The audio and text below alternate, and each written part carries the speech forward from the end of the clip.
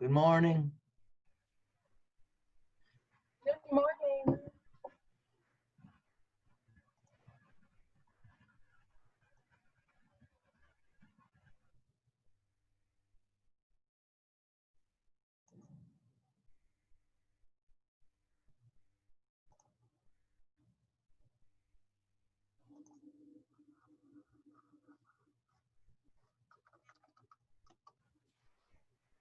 Good morning.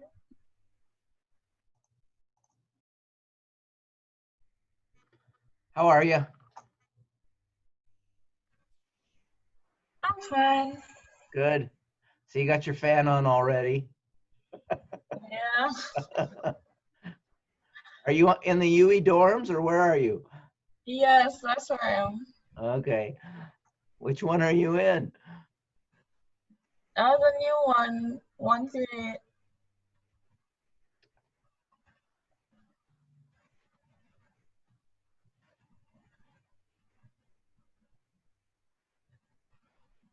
Good morning. Good morning.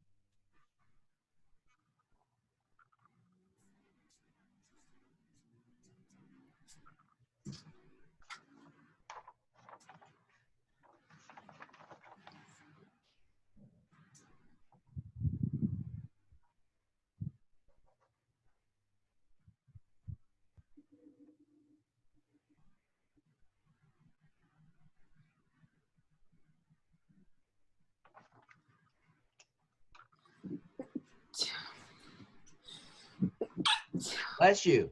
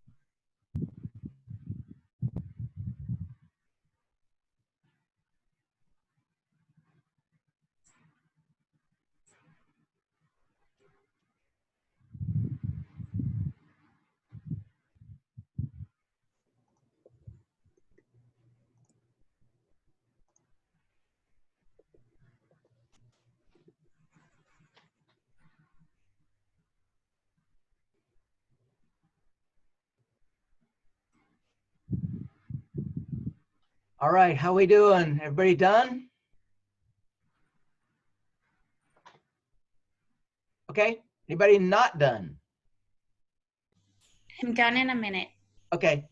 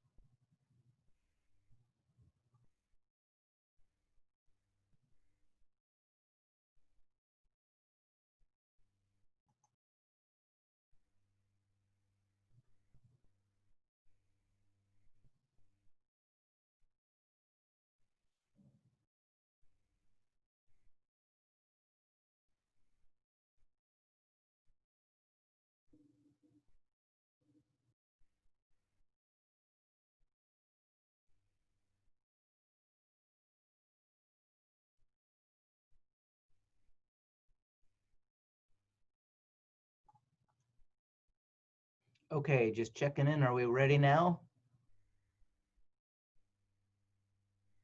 Yes. Okay, everybody done? Great. Well, I hope you all enjoyed a good evening. We got slammed with a huge thunderstorm in the middle of the night, and I'm sitting right next to our sub pump pit in the basement, and there's water going in there being pumped out every 3 minutes. So if you hear noise in the background, that's our sub pump getting rid of water so it doesn't flood our basement. Let's see. I hope you all enjoyed the enthusiasm of Dr. Holmes that she brought to us yesterday. I'm so appreciative of every one of these guest speakers.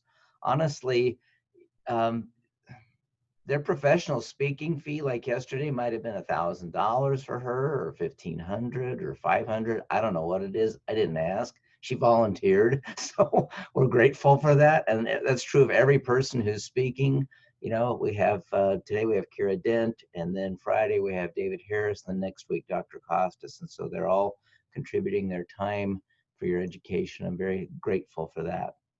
So I flipped the PowerPoint order for quarters 6 and 7. So yesterday we were supposed to talk about loans and loan management and debt management, but I wanted to do the PowerPoint on financial analysis to help give you a little boost on your quiz, because you probably got 1 or 2 questions right because I flipped that order.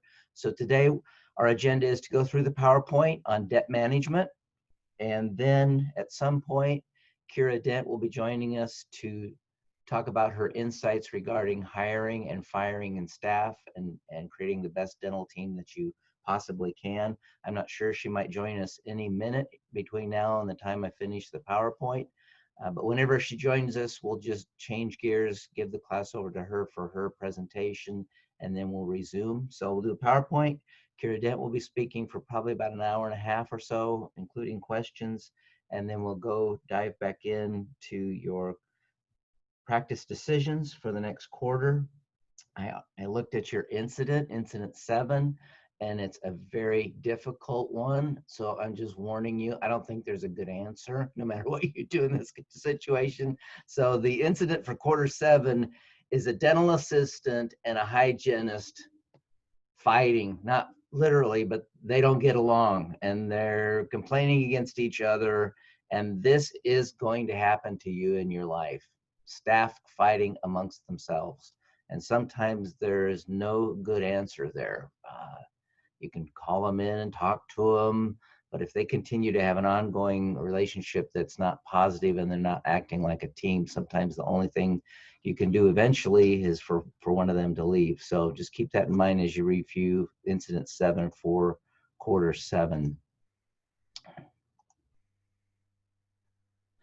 I'll share my PowerPoint screen here, or try to.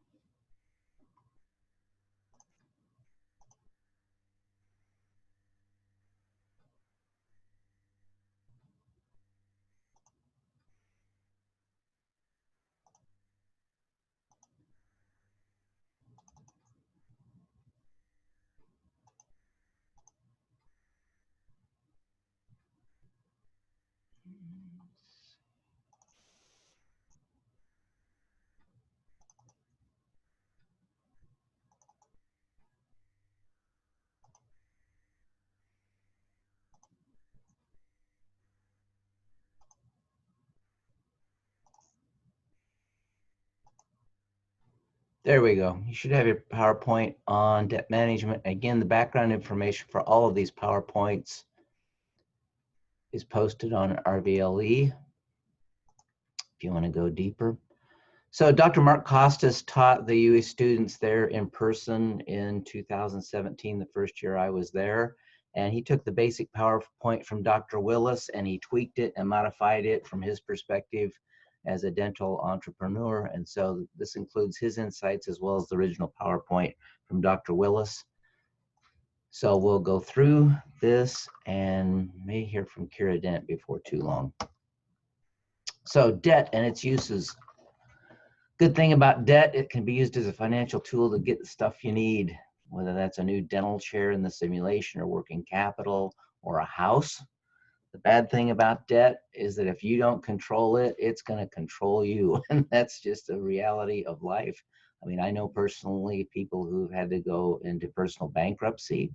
Corporations sometimes go into bankruptcy because they can't control their debt. And in fact, Hertz Rent-A-Car right now is in bankruptcy. After COVID-19, they just couldn't keep up with their revenue, so they're going to try to reorganize and survive. So that can be the downside of debt and lack of cash flow. So here's some basic rules of thumb based on how much debt you should have on a personal basis. Now, this isn't your practice. This would be your personal budget. The recommendation is that you shouldn't have more than about 20% of your gross income going to consumer debt. Consumer debt would be credit cards. Consumer debt would be a department store credit account that you have. Consumer debt would be an automobile, a car loan. So if you made $100,000 in gross income, that's before taxes, you shouldn't have about more than 20,000 of that going toward consumer debt.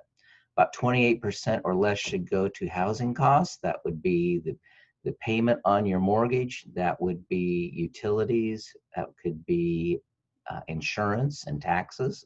If you have property taxes, most people do. And combined, you shouldn't have more than about 35% of your total gross income going to pay debt.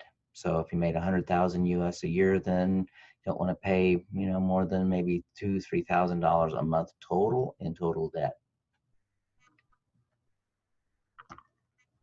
And in fact, banks will look at this. If you go to buy a house here and this number gets too high or this number gets too high, they just won't give you a loan to buy a house. If your debt load's 45%, pretty much the game's going to be over. They're just not going to give you the money. Too risky for them. Sources of loans. Where are you going to get loans? Banks. Small Business Administration is here in the United States. They underwrite a lot of dental practice loans. Sometimes the owner will finance a practice for you. It's called carrying the note. In other words, they just assume the debt of the practice and you pay them as if they were a bank. And also family members can be sources of loans. In dental practice, there are private lenders, banking institutions, particularly large banks that have a specialty branch that deals with healthcare loans for practices. And so that's called a specialty lender. For example, you've heard of Wells Fargo. Wells Fargo has a branch called Wells Fargo Practice Finance. And what they do is only loan money, that branch of that bank, to practice for dental practices and other healthcare kinds of practices. So it's a very specialized thing. Mortgage companies can be used mainly for purchasing a home. Credit unions, we have those here, and I suppose you do there as well. Credit cards, I think Dr. Holmes mentioned that she had to go to her credit cards to start her practice, so there's another source. Usually those are high interest rates, wouldn't be preferred, but if you've got nothing else, it's better than not having anything. And sometimes suppliers, whether that's Henry Schein or Patterson or Getsy or Benco or some other source, can work with banks and provide financing themselves or work with you to provide financing. Types of loans. Signature loan. This is a loan just based on the power of an individual's name. So if Ashley has a really good credit rating, she could go to the bank and just sign off on a short-term loan based on the basis of her signature and her credit history and her worthiness and reputation. A secured loan is a loan that with something that backs it up, like a home or an auto. So if you went to buy a car, that loan is secured by the bank to minimize their risk by the car itself. The home is secured through the home itself, so that if you default, the bank can get that back. Installment loan is just a loan that's paid out over time with a certain number of set payments. Almost all loans are going to be installment loans of some kind or another. So in the simulation, you started off with a loan of like $269,000 over 10 years, with the first $300,000 being at 4%. So that's an installment loan. Mortgage is usually used for a home, as mentioned earlier. Promissory note simply is a financial tool that contains a written promise that one party will pay another party for a certain time and terms. And so when a dentist sells a practice, like if Leah wants to buy a practice and she bought the practice from the owner, she may just sign a contract with the owner that says, I'm going to pay you $200,000 for that dental practice. I'm going to give you this much a month over this many years. And so that's just an agreement between two parties. Wouldn't involve a bank as such. In this case, the dentist would be the bank, if you want to call it that. A balloon note is a different kind of way to finance that minimizes the risk of a lender. And my wife and I, when we've had our first loan, interest rates, hold your breath, we're at 14 to 17%, which means you just can't buy much of a house because you're paying so much of that monthly payment because of interest.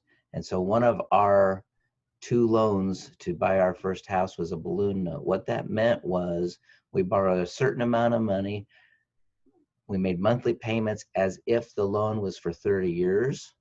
Which is common for a house. However, the loan had the stipulation that after 5 years, it all had to be paid off by being refinanced. So that's a balloon note. Line of credit is what you used in the simulation to borrow working capital. Every quarter, you went through and said, okay, here's my cash, here are my accounts receivable, here are my expenses. I think I need to borrow 18,000 more. And so you just go to the bank and you borrow that line of credit as working capital. My wife and I have a line of credit on our house. Otherwise, our house we're debt free. We're not making a monthly payment or a mortgage. And so we have a line of credit for $100,000, which is kind of nice. I could take that check and go to Kansas City this afternoon and buy a brand new Tesla with that. I'm not going to do that, but I could. So that's what a line of credit gives you the flexibility to do. Collateral is something pledged as a security against a note. In a dental practice, when you buy it, there's not a lot of collateral. In other words, the value of the dental practice is mostly in the value of the patients. So you may have chairs and hand pieces and instruments and supplies, but compared to the total value of the practice, it's a small amount. Usually maybe only 30 or 35% of the total value of a practice will be involved in x-ray units and panos and things like that. Cosigner is somebody who agrees to pick up your loan and its payments. They have equal responsibilities. So if you fall off the face of the earth, or if you don't make the payments, the institution or bank will come after the cosigner and expect them to make the payments for you. How much does a payment cost you per month? Well, that depends on the principal, which is just the total amount that you borrowed. Again, in the simulation, you had a principal, I think, starting out of $269,000. Depends on the interest rate. By the way, I assume you all have student loans there. What are your student loan interest rates? Does anybody know?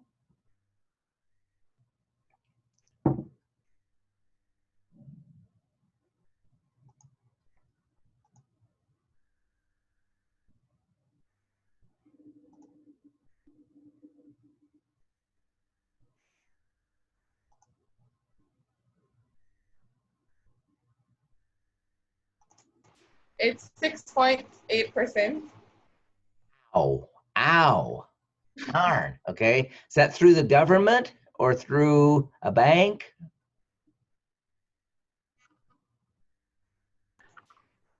I think it's through government. Okay.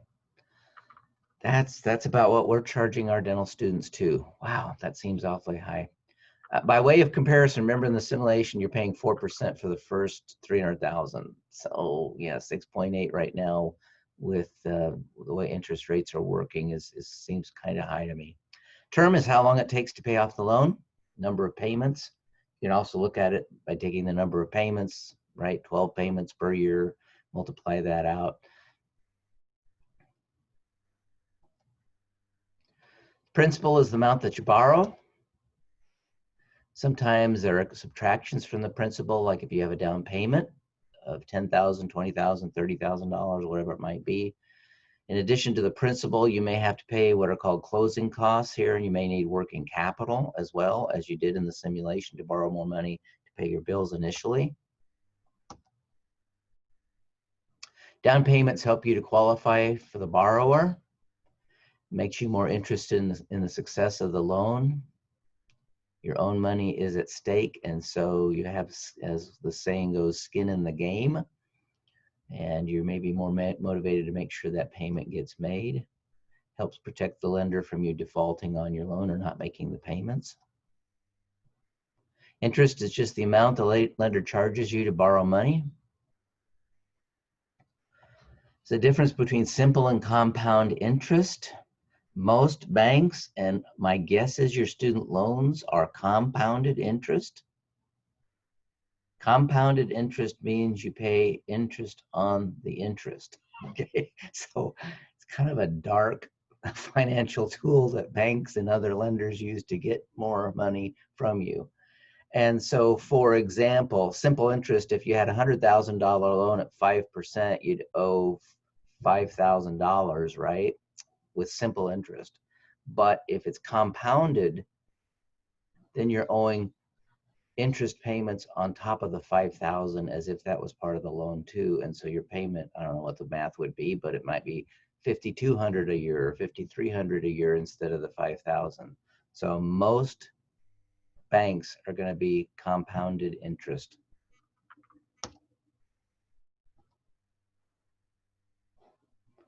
What are the terms of a loan? The interest rate could be fixed, floating, or variable. And it's often based or geared to the prime rate. And so in the simulation, it was programmed to give you a variable rate. I don't like variable rate loans because you don't know what's going to happen to them. So I always like to go with fixed rates. You know exactly what the percentage is going to be over time. In the simulation, I gave you a fixed rate based on prime at 2%. Prime rate was at 2%, and then your basic loan was at 4%. So it was prime plus 2, and then the amount over 300,000 is prime plus 6 or whatever it is. When you're making decisions in life, Dr. Addison Kleen talked about being able to budget. It's awfully hard to budget for this. If that loan rate changes every quarter or every month, which is what they probably will do, it's hard to know what your payment is going to be. It may go up $50, down $50, up $150, depending on what is happening with the interest rates. So whenever you can get a fixed rate, I would recommend you do that. That's my personal philosophy, just so I know what the target is. And if you have to pay a little bit more here than you would here initially, at least you know what the game rules will be going forward. Annual percentage rate, at least here in the States and probably there too, there are hidden costs when you get a loan. For example, if you want to buy a home here, and probably there too, you have to have the home appraised. Well, that costs $300 to $500 here to have that home appraised. You have to have the lot on which the house sits surveyed. That's $300 or $400 or more. You have to file with your parish certain documents about that transaction. So all of those things add up and are usually rolled into the loan. And so even though the loan may be at 5%, when you roll in these other costs and make those other costs a part of the loan, then maybe the effective rate is like 5.1% or 5.15.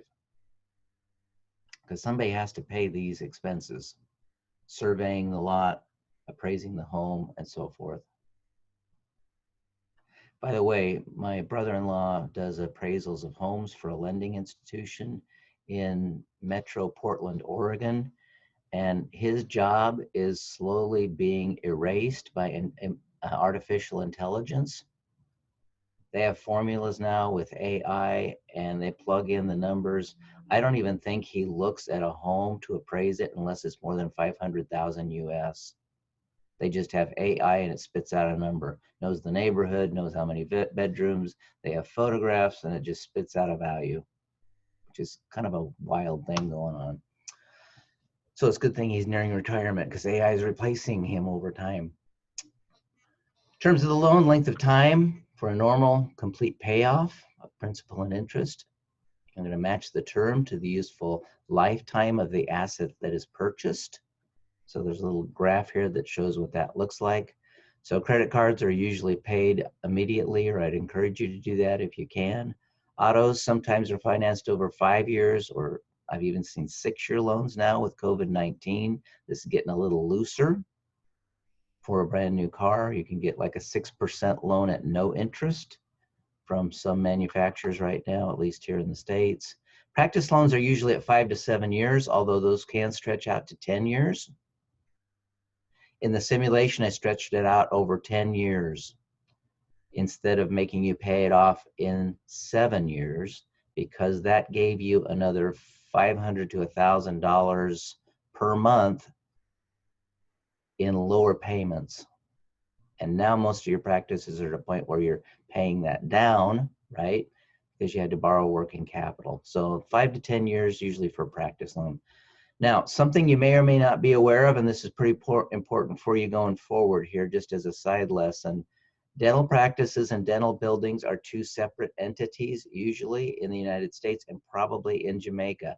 In other words, if you bought Dr. Holmes' dental practice, you would be buying her dental practice within the building where she works. She probably owns the building too, but that's a separate transaction. You might then later on buy the building separately. In the simulation, all you bought was the practice. You didn't buy real estate. You didn't buy the building in which the practice is held. And so at least here in the States, usually there's a corporation that owns the practice. And then when owners have acquired enough assets, then maybe they'll buy the building 3, 5, 10 years after they've bought the dental practice. And that could be financed over 10, 15, even 30 years. Home mortgages are often 30 years. I know in California, that may stretch out to maybe 50 years, which is wild because most people will never live that long to pay it off. But real estate is just too expensive. Education loans here are paid out usually in 10 or 25 years. It says 30. This is a little old or outdated here. So usually 10-year payout, 25-year payout. What are your options? I'm just curious, for those of you who have student loans there, what's the length of time for your loan, or do you know? Like when you graduate and you start working, how long does that loan stretch out? Is it 7 years, 10 years, 15 years? Does anybody know?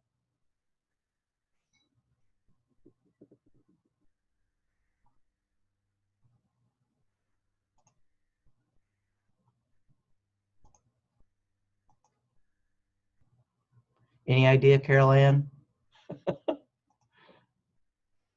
I have no idea. Okay, well, I'm bringing that up, not as a criticism, but I'm bringing that up because you have to know that number, and you should probably know that number now. Why? I have this conversation with students here routinely. Every week or two, I have this conversation. Let's suppose that Carol Ann gets offered a job by Dr. Holmes, and she's thrilled. And Dr. Holmes says, I'm going to give you, I'm just throwing out a number, making it up, 75,000 US. And Carol Ann says, that's a great deal. Okay, well, is it? Well, I don't know. And no one knows, because we've got to have a personal budget in such a level of detail that tells us whether we can afford to live on $75,000 or not. You following me? In other words, if that student loan has to be paid out in 10 years and you owe, like the average here, the average dental student leaves dental school with a debt of 300,000 US. Most dental students here could not live on $75,000 US because their loans are 300,000. So however they structure that over 10 years or 25 years, they've got to make $10, $15, $20, $25,000 every year just to make the student loan payment. Are you following me? That doesn't leave much money left over for a house or food or vacations or anything else. So sooner rather than later, put that down on your list of things to do. Get an idea of what your options are for those loan payments, because you can't really accept a job until you know what you need to live on, and you don't know what you need to live on until you know what those student debts look like and what those monthly payments look like. And you can go into a loan calculator, and if you've got you're already close enough to ending your school, you can go into a loan calculator online and say, okay, the government makes us pay that back in 15 years and it's at 6.8%. You can find out very quickly, well, I'm going to owe $1,250 a month. I'm going to owe $2,500 a month, or whatever it is in US dollars. So I'd strongly encourage you to do that. Sometimes banks or other institutions will give you interest-only payments for a short period of time. Dental supply companies will do this when they sell you equipment, hoping that you can get the practice built up and start making those payments with principal later on, but they may only charge you interest for a while. And so that's just the point I made. This allows a new business owner a period of time to generate enough revenue to cover the costs of operating the business and repaying their loan. So this just kind of visually shows you what a loan could look like over time. So this is a $100,000 loan over 5 years at 9%. You can see that first year, you're just getting killed with interest, right?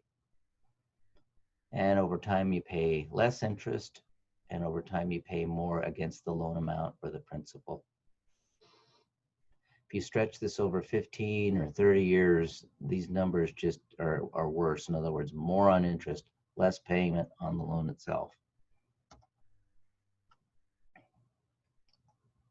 Here's another graph showing what payments would look like with compounded interest. And again, most banks are going to charge you compounded interest.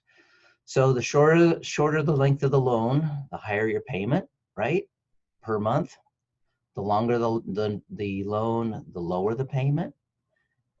But the downside of the longer loan is you're going to pay more interest over time on that loan. So that's just kind of the way money works. My granddad used to say, you've got to get to the point where money works for you rather than you working for it. And I'm telling you, there's a lot of wisdom in that statement, right? You want to be on the receiving end of that 8, 9, 10%, 12% interest rather than on the having to pay it side of things. And over the course of your life, hopefully that'll flip for you, and then you'll be getting the benefits of the interest rather than paying it.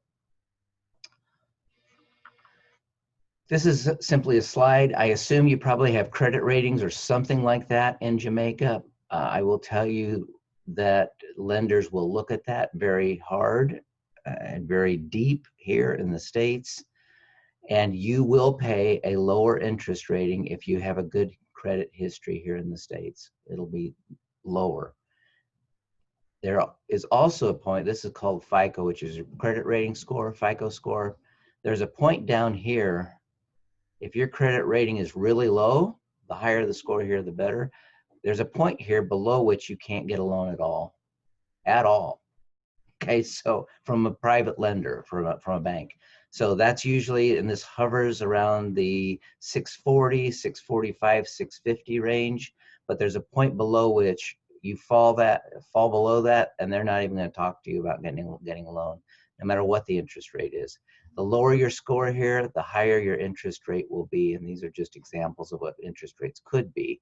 Right now, you can probably, if you had a credit rating here in the States of 800, which is be like in the top 10% of the population, top 5%, your interest rate would probably be about 4% or less. But if you had a credit rating of 680, assuming you could get a loan, your interest rate would probably be 4.5, 4.75, probably a full interest percentage point higher, because they're taking a higher risk, or they think they are, in lending you that money. Certain expenses can be tax deductible. These change over time based on tax laws and probably vary here as they might in Jamaica. Here we still have some benefit tax-wise for mortgage interest if you own a home. So my wife and I don't have any mortgage interest, so we don't get that tax deduction. This used to be deductible, but that disappeared. So that line of credit I mentioned, if I wanted to go buy a Tesla with the equity from our home, if I did that and I had interest to pay on that, that's no longer tax deductible off my income tax. So in other words, if I bought that Tesla and it cost me $2,000 a year in interest, I can't take that off of my income. I would have to pay taxes on that. Student loan interest here in the United States is tax deductible up to a point, but based on the formulas the government uses, our students, once they graduate after a couple of years, will be considered rich. That's my term, too rich. And so they will lose that tax deductibility of their student interest. Business debt can be deductible.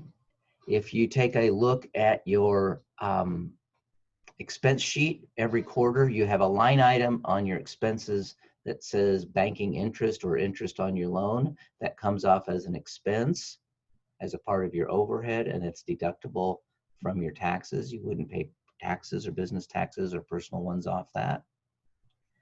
Business credit, if you use a credit card, for example, that and paid interest on that as a practice to buy supplies, as an example, that would be deductible too off of your, it would be an expense to your business and you wouldn't have to pay taxes on it.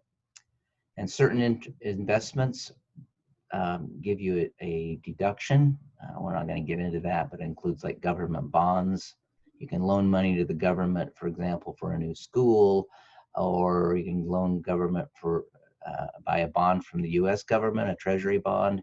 The interest you get from that is tax-free. You don't have to pay taxes on that. Suppose you want to get a loan. What should you do? Well, you need to be prepared. Pro formas are like your targets in your simulation, your best guess about what's going to happen with that business. You'll develop a business plan. You get a team of advisors. I just got an email from a Perio resident the other day. She wants to buy a practice in the Carolinas, and she's putting together a team, and she wanted to pick my brain. I said, you can pick my brain after I get done with UE, but until then, I've got stuff to do. So, but she's getting her advisors together. She's got to have an attorney, an accountant, and so forth. You may have to have co-signers. If you own something as a part of your balance sheet, you may have to put that up as collateral to protect the lending institution in case you walk away and don't make the payments or can't. You want to check and repair your credit report. That's pretty important going forward. This is something that I don't lose sleep about, but I am concerned about because of identity theft going on all around us. So every year I buy identity theft protection. It's like $130 a year, but I buy that. And I've been buying that for probably 6 years because people steal each other's identity here, and I'm sure they do there. And then they may borrow money in your name and you don't even know they did that. And then they could default on the loan. And it looks like you defaulted and you didn't know anything about it. So if that ever happens to me, I want somebody to help repair that mess that would create. So this happened to a dental student of ours about 5 years ago. He was a non-traditional student, had been in the military, had an excellent credit rating. He went to buy a car over the weekend in the fall of his last year in dental school. And they looked him up, did a quick credit report on him and said, we're not loaning you any money. You've got these debts out here and you're not making payments on them. And he said, what are you talking about? Somebody had stolen his identity. It took him probably 80 hours. Did you hear me? 80 hours of his own time to get rid of that mess. So that's a real problem. So just be careful. Negotiate conditions of the loan if you can. You know, how long is it going to last? What are the interest rates? Sometimes those are negotiable, sometimes they're not. If the owner of the dental practice lends you the money to buy that practice, more often than not, that's a little lower than the bank would charge you as an interest rate. You may need to use multiple lenders. I said oftentimes the dental practice and the real estate are separate transactions. One, you'd buy the practice first and then later maybe buy the building that it's in or the real estate it sits on. Maybe you use one lender for the practice, but then you go to a different lender for the real estate. When you buy real estate, there's collateral built in because there's the building and the land, and the bank could always get that back from you if you didn't make the payments. So it's a different kind of process for getting a loan. What are the tax implications of borrowing money? When you borrow money, it is not claimed as income, so you don't owe taxes on the amount that you borrowed, the principal. If you use the loan to buy a depreciable asset, the asset will depreciate over its lifetime. This depreciation is a tax deduction. So you may not remember, but on your simulation printout, every quarter there is a line item called depreciation, and then there's a dollar amount linked to it. Depreciation simply means this: I can take as a tax deduction dental chairs, hand pieces, instruments, autoclaves, compressors, all those kinds of things can be used as a tax deduction. Depending on the tax laws where you live, you may be able to take all of that amount off in 1 year. You can in the States right now, or you can take a portion of it, like take 10% of it over 8 years, and then take that amount each year as a depreciation. Just think of depreciation. You know what depreciation is? If you go to the car lot today and buy a new car, it's about, once you drive that off the lot, it's used, and you just lost about 20% of the value of that car. Okay, so that's depreciation, right? And so you can take dental equipment and use that as a tax deduction, and you could work with your accountant for that. What requirements do bankers have to lend money? They're going to need a loan application from you. Those are usually about 2 pages long and will take you probably 2 to 3 hours if you know where your paperwork is. They're going to want a balance sheet like Dr. Colleen went over. What do you own? What do you owe? They're going to want to know every dollar. If you own 1 share of Amazon stock, you got to put that on your balance sheet. They want to know everything that you own, everything that you owe. You have to list them all. That will take you 2 to 3 hours if you know where your information is. And if you don't, figure a day to do that. They're going to want budget and cash flow projections, like Dr. Colleen talked about. What do we expect this practice to cost? What revenue do we expect it to bring in? They'll want a formal business plan for larger loans. Chapter 4 of the Dental Practice Transition textbook has an entire chapter on developing a business plan. There's software out there you can buy to help you with your business plans that has built-in templates. One of my favorites is called Business Plan Pro. If you're ever in a point where you have to do a business Plan Pro could help you, so you're not starting from scratch. May need a cosigner. More and more of our students, when they go to get a practice loan, may have to have mom or dad or an uncle or somebody co-sign, or a grandparent, because of the amount of student debt that they're carrying. Banks look at that, and as student debt rises, it's going to become more and more difficult to get a loan. Right now they can, but over time, as that indebtedness for student loans increases, it'll be more and more difficult to get loans. How does the term of a loan affect the amount of the payback?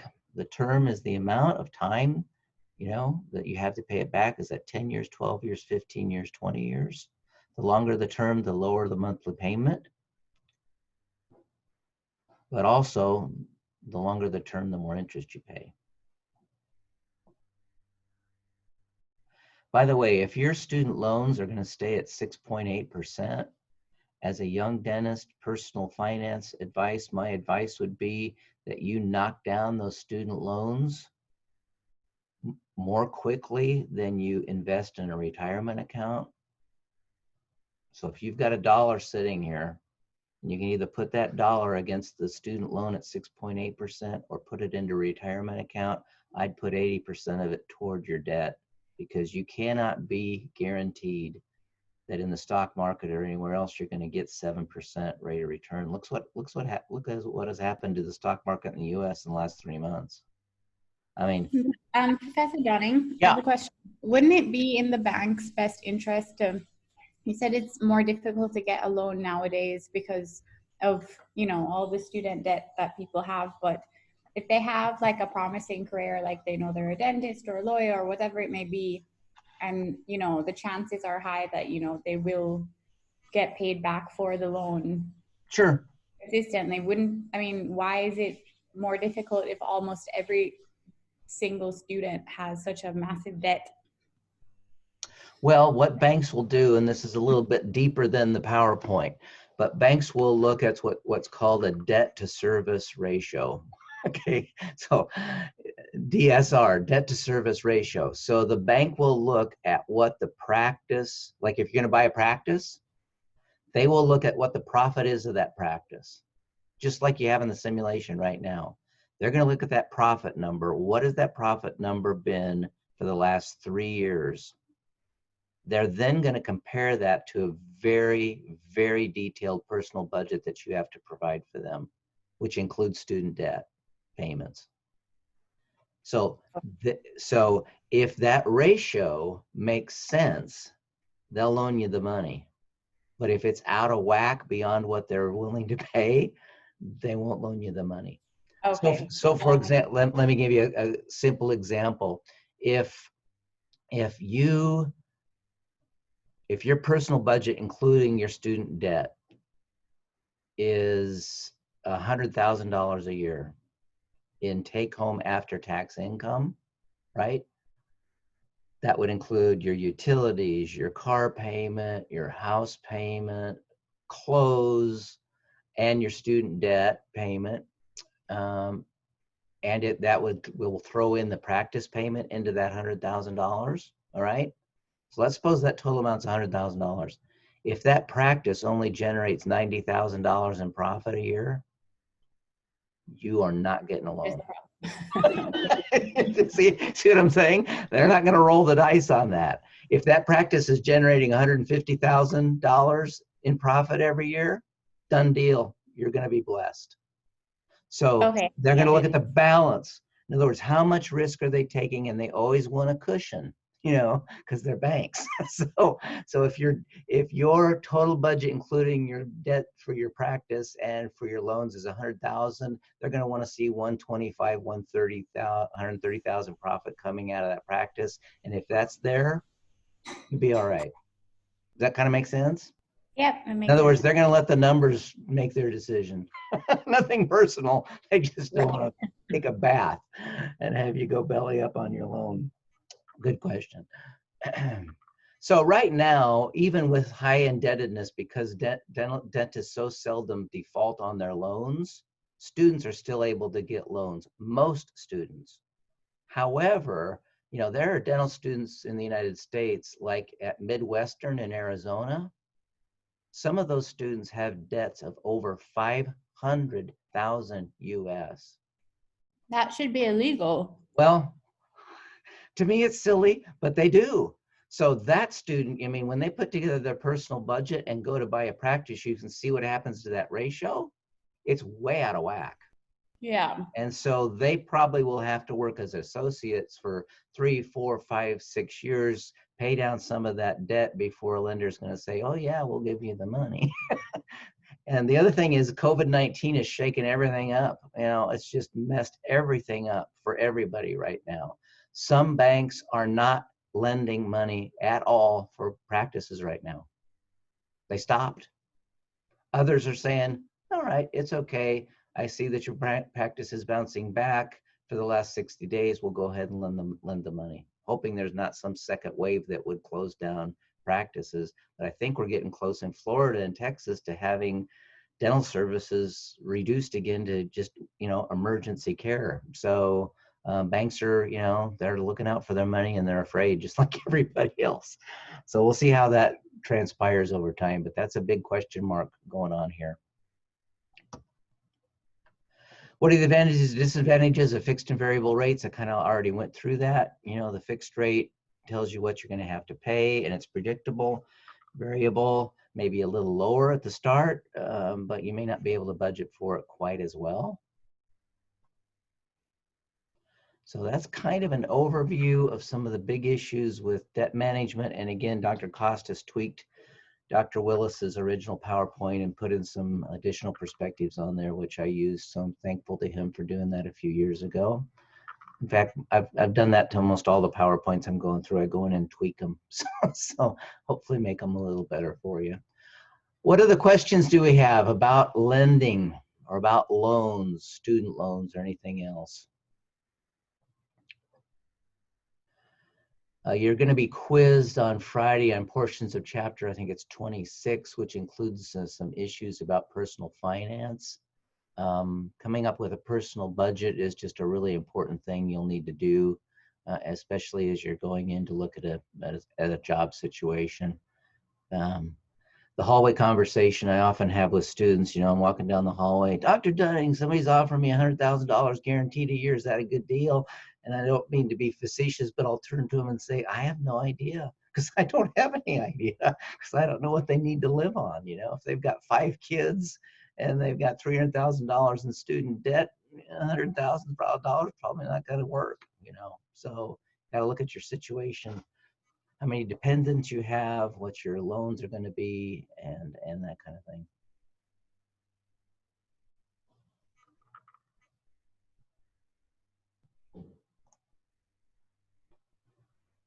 All right. Anybody hear anything from Kira Dent? I'm not seeing her. So sometimes we get goofy on our time problems. I'm not sure if Kira's on Mountain Time or Pacific Time. I gave her Jamaica Time, Central Time, and so she may think she's supposed to start at 10. I thought she was going to start at 9. So I'm sure she's going to show up because she sent me her slides and I posted those on our VLE, so they'll be there. So let's just assume that Kira is going to join us at 9. Or at 10, I mean, and let's go ahead and jump into our practice. We'll definitely have time to jump into your practices if she joins us at 10. So let's get into your practice results for quarter 6. You can take a look at the incident for quarter 7.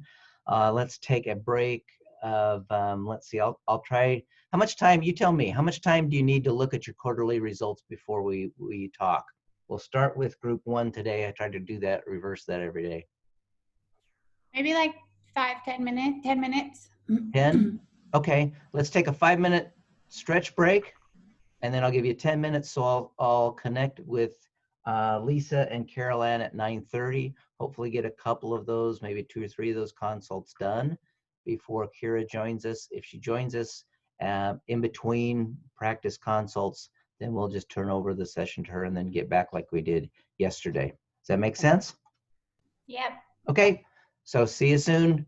Enjoy a stretch break, and I'll meet with practice 1 here in about 15 minutes.